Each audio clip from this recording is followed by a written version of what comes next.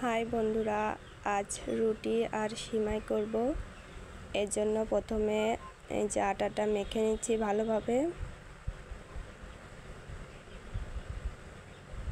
এই যে আটাটা আমি গরম জল দিয়ে সিদ্ধ করে নিয়েছি।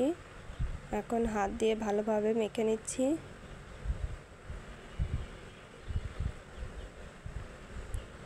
দেখেই বুঝতে পারছেন কতটা নরম হয়েছে আটাটা। এই যে এখন আরেকটু আটা দিয়ে দিচ্ছি, দিয়ে ভালোভাবে মেখে নেব।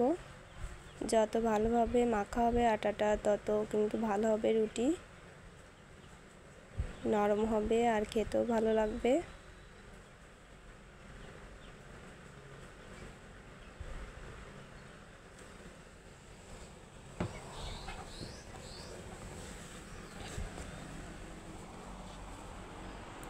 এই যে হাত দিয়ে ভালোভাবে মেখে নিলাম, এখন গোল গোল করে নেব।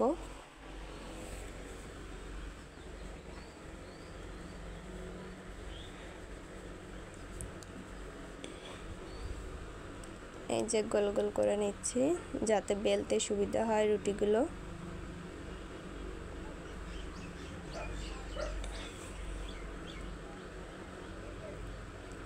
দেখতেই পাচ্ছেন আমি কি রকম সাইজের করে গোল গোল করে নিয়েছি। রুটিটা মিডিয়াম সাইজের হবে, খুব বেশি বড়ও হবে না, খুব বেশি ছোটও হবে না।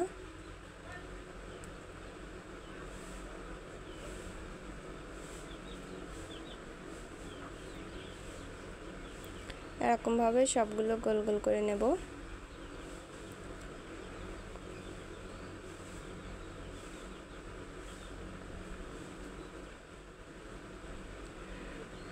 এখন সিমাইটা রান্না করে নেওয়া যাক। এর জন্য প্রথমে কড়াইতে আমি সিমাইগুলো দিয়ে দিচ্ছি, দিয়ে ভালো করে লাল লাল করে ভেজে নেব।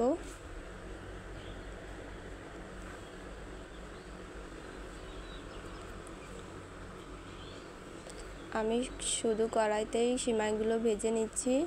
সিমাইগুলো ঘি দিয়েও ভেজে নেওয়া যায়, কিন্তু আমি এখানে শুধুই ভেজে নিচ্ছি, লাল লাল করে ভেজে নেব, তাহলেও খেতে ভালো লাগবে। আর ঘি দিয়ে ভাজি করলেও খেতে অনেক ভালো লাগে।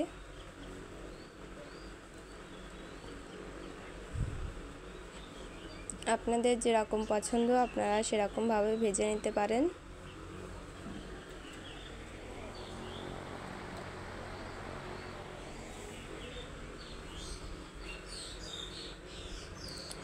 এই যে সিমাইটা অনবরত নাড়তে থাকতে হবে, না হলে কিন্তু পুড়ে যাবে। এই যে দেখে হয়তো বুঝতে পারছেন সিমাইয়ের কালারটা চেঞ্জ হয়ে গেছে, হালকা হালকা লাল বর্ণ হয়ে এসেছে।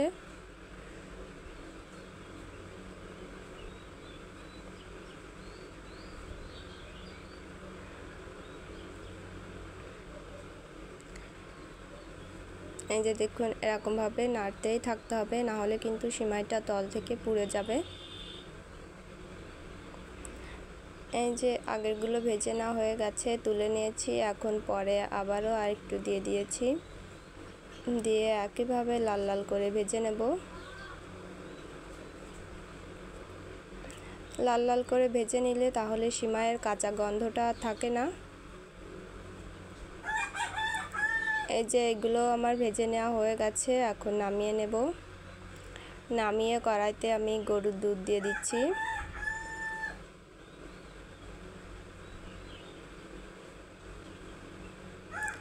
এখানে আমি 1 লিটার পরিমাণে গরুর দুধ নিয়ে নিয়েছি। এখন ভালো করে জাল করে নেব।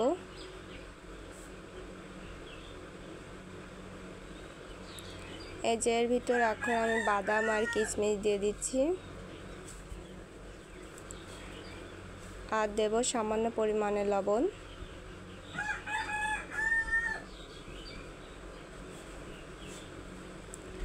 এখন দুধটা ভালো করে ফুটিয়ে নেব।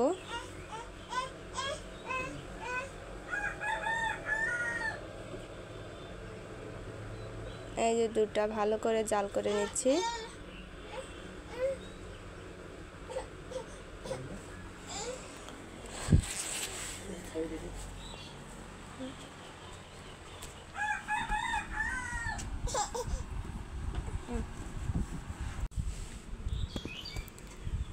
এই যে দুধটা ফুটে উঠেছে।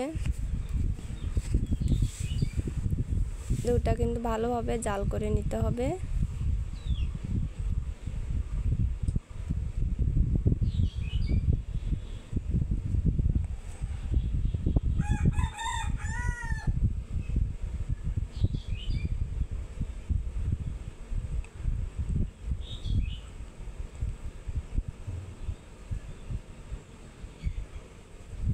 এই যে কত সুন্দরভাবে ফুটেছে। এর ভিতরে আমি চিনিও দিয়ে দিয়েছি। এখন সিমাইগুলো দিয়ে ভালোভাবে ফুটিয়ে নিচ্ছি।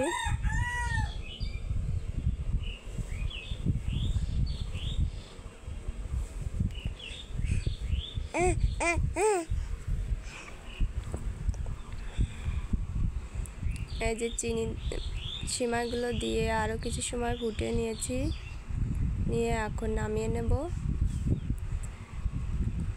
যে এখন রুটিগুলো তৈরি করে নিতে হবে। এর জন্য যে আটার ইগুলো গোল গোল করে রেখেছিলাম, এগুলো এখন বেলে নেব।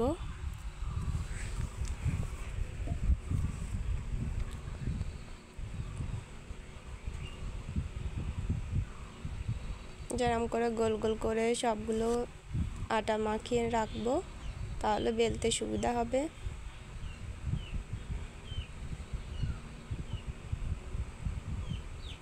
এই যে এরকমভাবে এখন এগুলো বেলে নেব।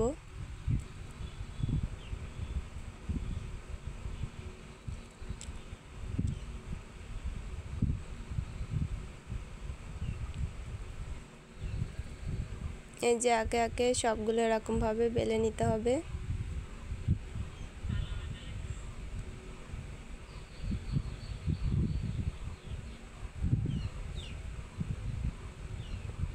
এই যে দেখুন রুটিটা কত গোল হয়েছে।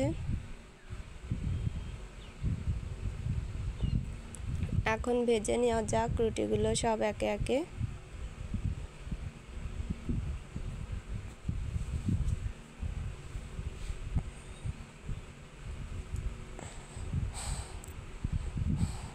এই যে এক পাশ হয়ে গেছে ভেজে নেওয়া, এখন আমি উল্টিয়ে দিয়েছি আরেক পাশ। এই সময় কিন্তু চুলার জালটা আস্তে রাখতে হবে, না হলে রুটিটা পুড়ে যাবে। এই যে দু পাশ ভেজে নিয়েছি।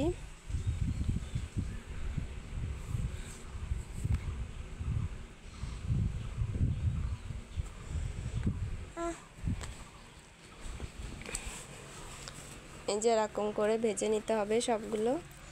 এই যে আবারও আমি আরেকটা দিয়ে দিয়েছি।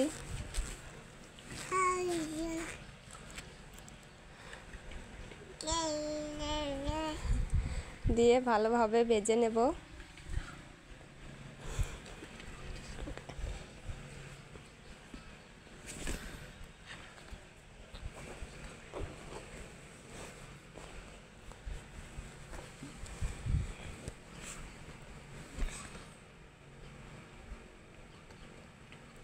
এই যে এখন আবারও উল্টিয়ে দিচ্ছি।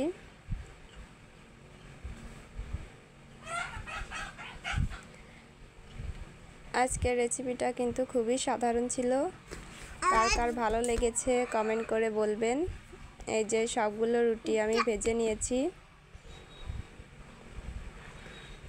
ভিডিওটা ভালো লাগলে একটা লাইক করবেন।